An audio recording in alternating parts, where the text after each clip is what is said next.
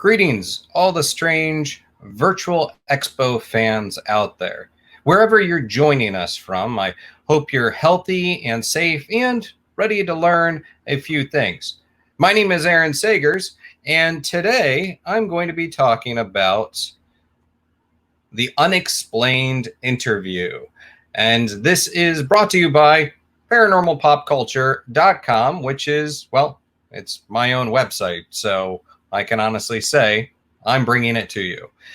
So let's dive in, shall we? First off, who am I? Who is this guy? Why should you be listening to me?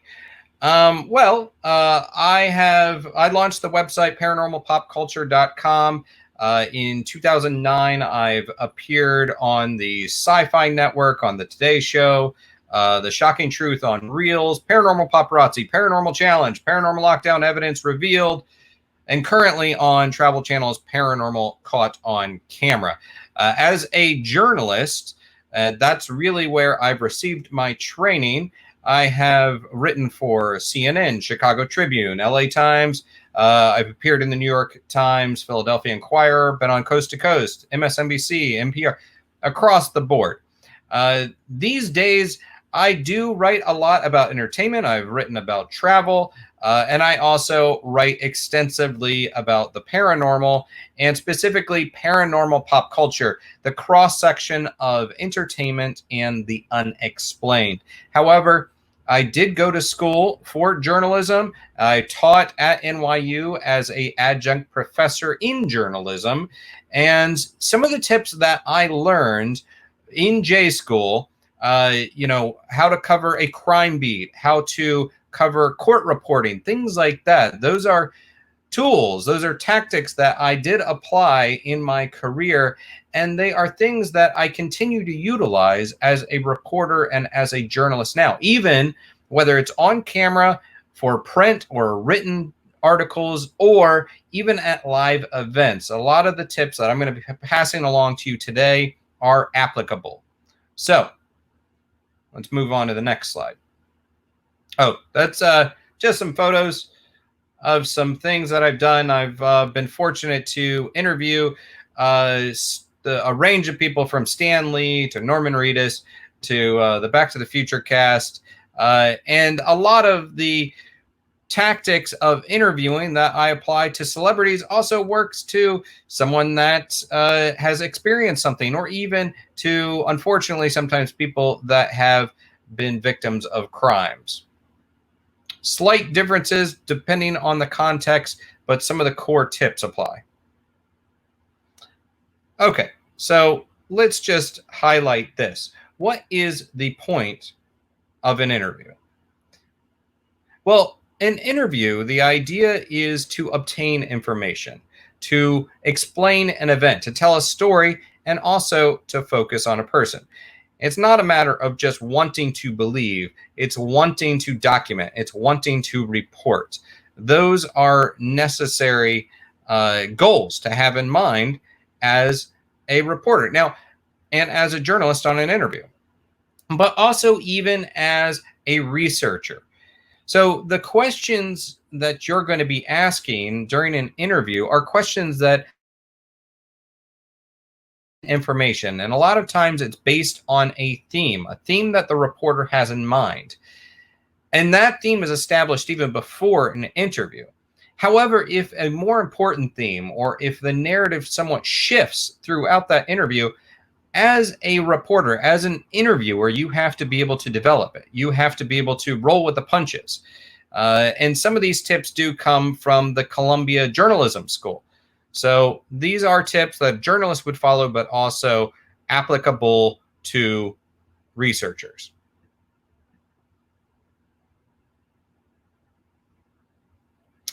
Okay, very first set of information is about researching. And this is incredibly important. Now, good interviews really follow the 2 P's. It's persistence and preparation. So basically, you want to show up to any interview with way more information than you actually need, or more than you actually think you're going to need. And let's highlight this right here.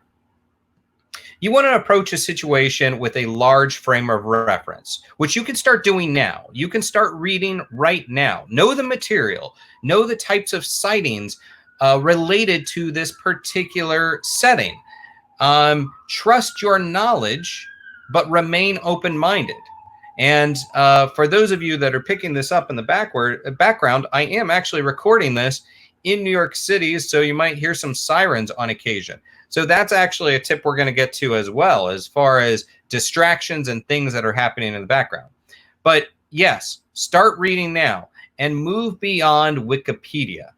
Read as much as you can. Keep up on the news. Wikipedia is a great resource, but it's only the beginning of a great resource. You have to follow those links through and make certain that whatever Wikipedia is saying is actually corroborated by the originating source. And is it a trusted source?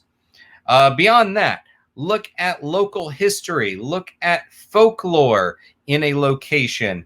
Look up other sightings that have been mentioned in a certain location, whether it's across the board, whether we're talking about cryptids, UFOs, or even ghost reportings. What is the local reporting? What is the sightings? What are the local folklore? Also, look into things such as weather reports, police reports. What was the weather like on the day of the sighting? What did the police blotter say on the day of the sighting, or even days leading up to this phenomena? Also, research the witness itself. Now, don't be creepy. I don't want you to get too creepy about this, but when I say research the witness themselves, sure, you can do some look at their social media. You can look into the kind of work that they do. What kind of posts are they putting out there on social media? Anything that they talk about related to this particular phenomena or a series of phenomena. That's all good information for you to be looking up. But again, don't get too creepy. Don't move into internet stalker territory. We don't want that, but it's good to take a look at their social media and other things that are out there about this person. Keep in mind, the internet is a great resource. However, it is littered with so much incorrect information. So you need to be able to do some digging.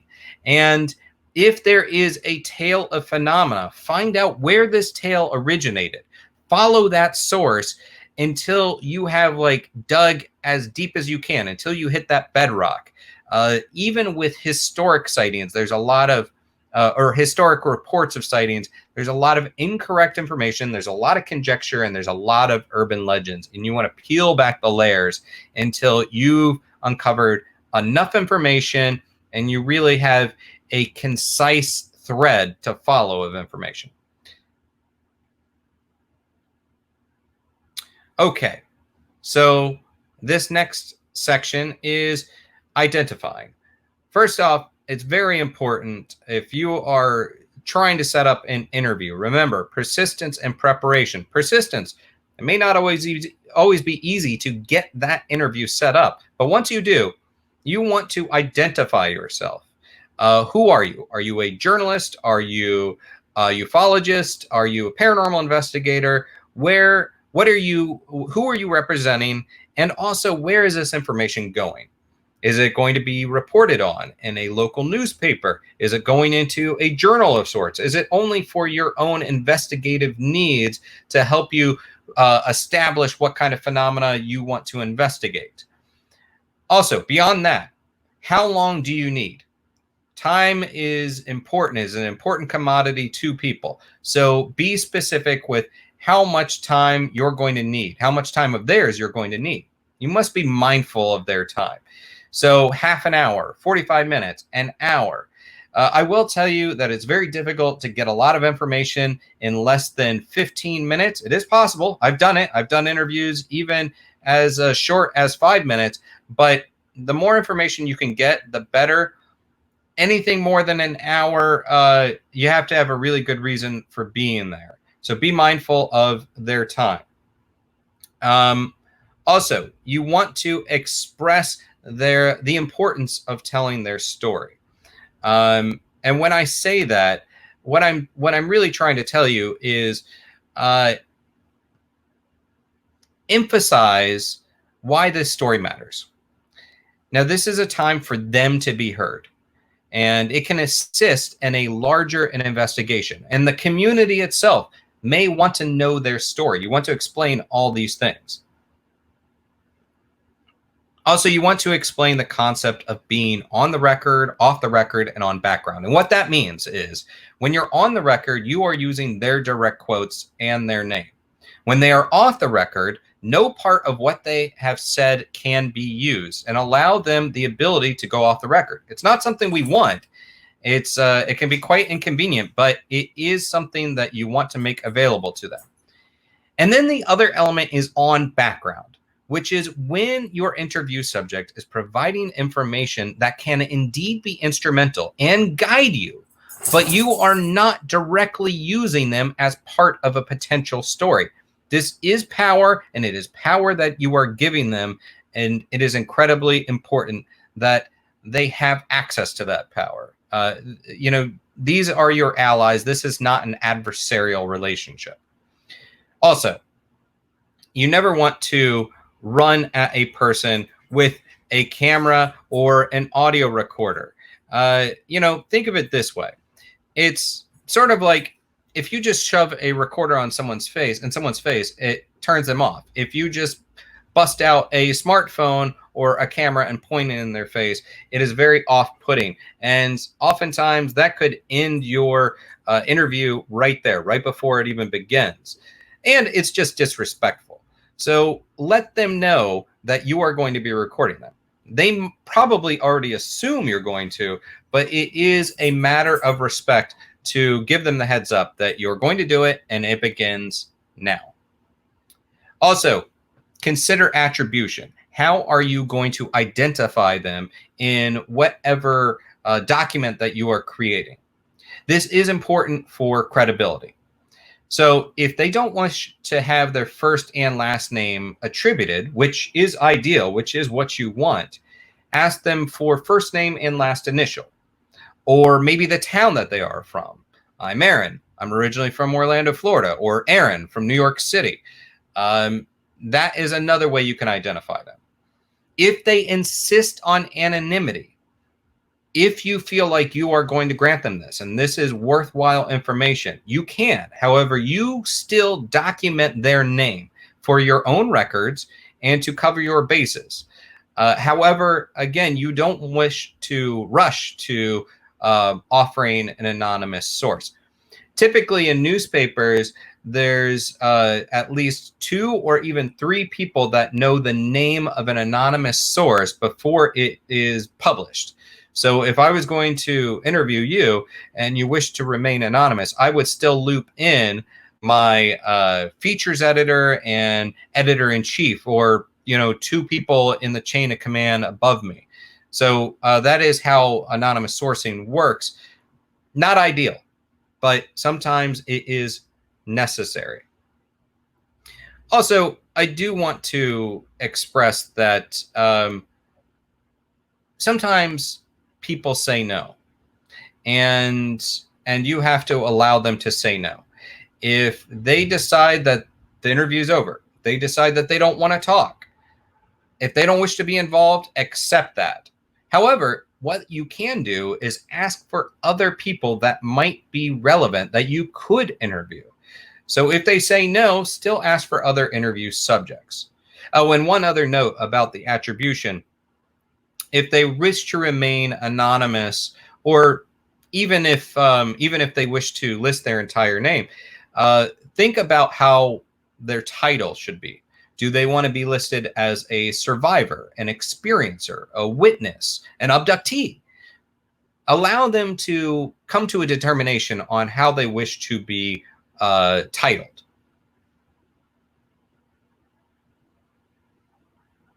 Empathy. I can't emphasize empathy enough. Now, when I say empathize, I want you to think about your own conversations. You're more likely to share with someone that you trust, and you are establishing rapport here. Now, you want to create a space that your interview subject feels safe in. Perhaps it is a certain room, or perhaps it's a certain chair. You want them to feel relaxed. Maybe you can even offer them a cup of tea. Avoid too many environmental distractions. So you heard that siren earlier. That can easily throw off an interview. So you want to avoid as many environmental distractions as possible to preserve focus. Now, the early stage of an interview is really the feeling out period, whether or not they can trust you, whether or not you believe what they are saying. So keep that in mind. Also, I want you to observe the space. And what that means is it's not even just for empathy, but pay attention to everything that's happening around you. So if this is an interview that's being conducted in their own home, take a look around. If you notice they have a certain kind of book, I have a lot of books and ornaments behind me.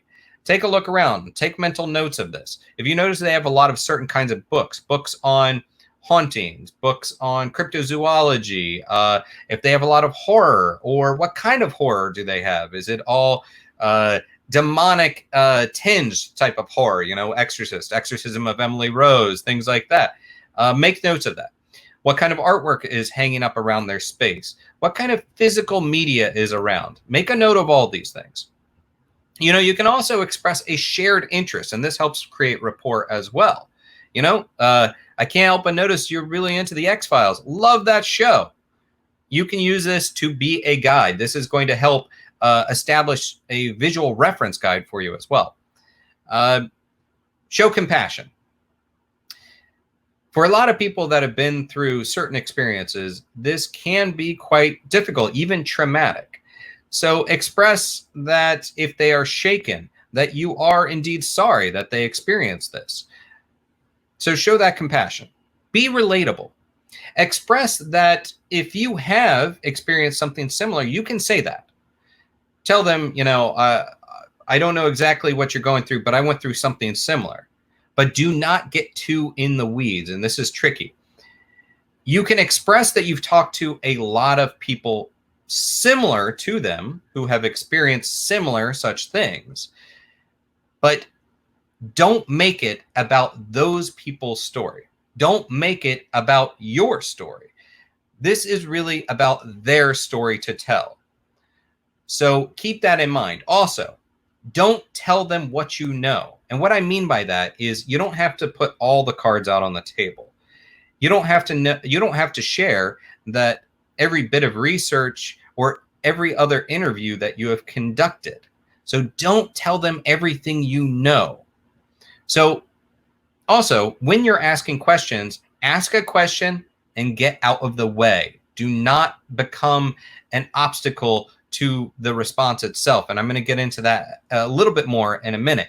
And then the other thing I would say is be affirming. Affirm that you want to tell their story. Affirm that you are there for them. Ultimately, create an environment where they feel they can say anything without fear of judgment or feeling crazy. And let's face it, a lot of people who have experienced unexplained phenomena, a lot of times, what's the first thing they say? They say, you're gonna think I'm crazy. So you want to make certain that you've created an environment where they know that you're not going to judge them and that they don't have to feel crazy. So relate, don't dominate, and create a space for sharing. Also, take a look at those nonverbals. Where are their eyes going as they speak? Nod your head in encouragement. Make note that they know that you're listening, that you're paying attention to what they are saying. And if they look like they are tuning out, make note of that and pull their focus back. Also, I would advise starting soft. You don't want to start with your hardest questions right up front. That's a good way to get people to throw up a barrier, and then you've lost them. So keep that in mind as well. Start soft, some softball, and then build. Okay. Well, if the last slide said we're ready to believe you with the Ghostbusters, this one has a photo of Spooky Mulder himself. Now, gotta love X-Files, gotta love Fox Mulder. However, when you're going into an interview, it is an interview and not an interrogation. So, guys, don't be a cop. Nothing wrong with cops, but this is not the job that you're setting out to do. This is not a perpetrator. They are not a criminal, and you are not the police. A lot of times people try to play these clever games of gotcha. So don't do that. Don't try to catch them in their own words and trip them up. Do prepare questions in advance. In fact, I would say have more questions than you possibly need, than more questions than you're possibly going to get to. And keep your top questions, your most important questions, at the top and get them ready to go. Since this is likely a time-sensitive question, you want to get those top hits out of the way first, or close to the first, after you've built that rapport with those softball questions. Be willing to break away from the questions. You know, sometimes people answer your next question before you even get to it. So obviously you're not going to be repetitive. And be willing to disregard questions if suddenly they're no longer relevant. You can even have questions that you know the answer to create supportive material, to corroborate what you already know. Don't interrupt. That's a good way to lose the thread, throw them off track, and maybe even shut them down. So don't follow a script. Prepare your questions in advance and listen. Now, this seems like an obvious one, right?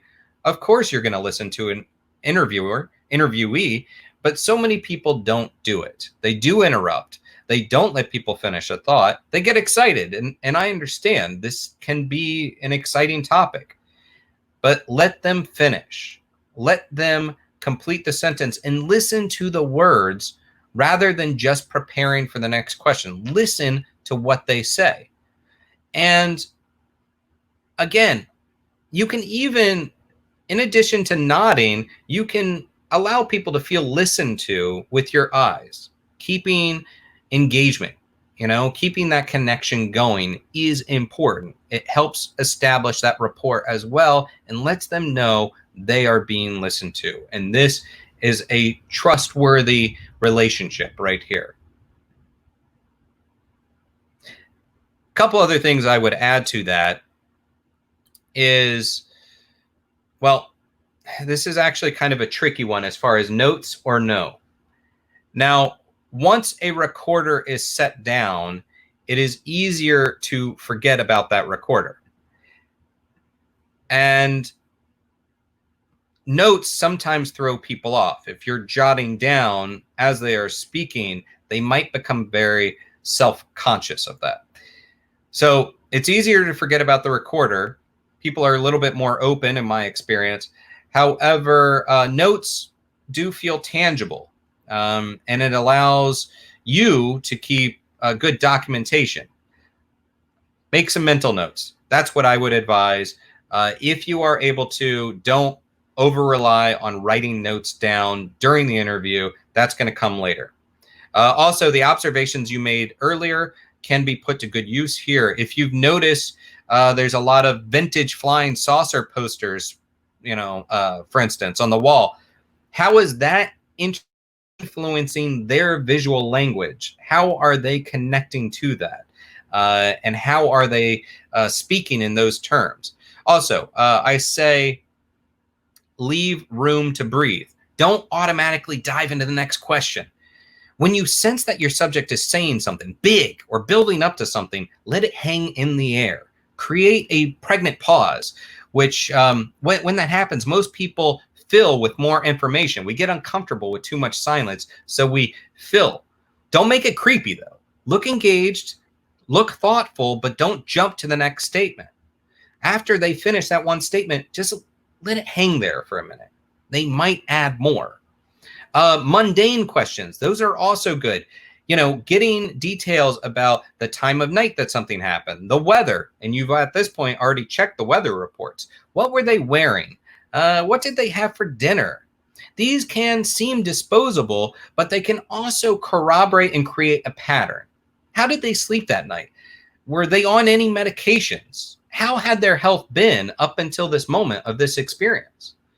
Also, think about external references. So time passes subjectively. There is the time that I feel as I am experiencing something, moments of joy, moments of terror. That is a subjective passage of time. But objective time is the ticking of the clock, and that is very important. So, of course, you want to know how it feels to them, but you want to get that objective time as well. Ask if they check the clock before, during, or after this experience. Ask about any dialogue or sounds they may have picked up from a nearby TV or radio station, or what show may have even been on and what time slot that took place on. These are external references to establish time. And repetition. If you want further clarification, it's okay to ask someone to repeat something later on. This phrase, but you want to phrase it in a way that acknowledges the repetition. Sort of, I'm still wrapping my head around this, but can you tell me one more time about that, about the shape of that thing? So that's a good way to establish further clarification. Now, what to avoid? Questions to avoid are, simply put, what happened? Well, instead of asking what happened, opt for something more open or inviting. Can you walk me through this experience? Ask them for frames of reference. Never, ever ask, how do you feel, or how did it feel? This is a big blunder, and you see it a lot on broadcast TV. I mean, think about it. How do you feel? Well, I was abducted by aliens and stolen right out of my bedroom. I don't feel too great about that. That's not much information to work with. Instead, make it relatable so you don't shut the person down. Say, I know I can't precisely understand what you went through, but can you explain what that felt like? Can you walk me through your thoughts and emotions? What sensations or emotional responses did you experience? Don't ask yes or no questions. It's not always a waste. Sometimes it is useful for direct responses, but it also lacks color and details. Think about it. If you ask a yes or no question, you're going to get a yes or no response. Did the ghost punch you in the face? Yes. Okay, that doesn't leave us with a lot of room to build on. Also, avoid leading questions. You want facts, not overstatements. People may give you what they think you want. So vary between open-ended questions and sometimes closed-ended questions. Instead of saying, did it look like a cigar-shaped object? Perhaps you can say, can you explain the shape of what you saw? If you were to estimate its size, what would it be? Additionally, I say avoid self-fulfilling prophecies. Be well-researched. Keep your other notes in mind, but also stay open-minded. So that's a self-fulfilling prophecy. Don't leap to a conclusion. Don't ask questions that only reaffirm your own assumptions.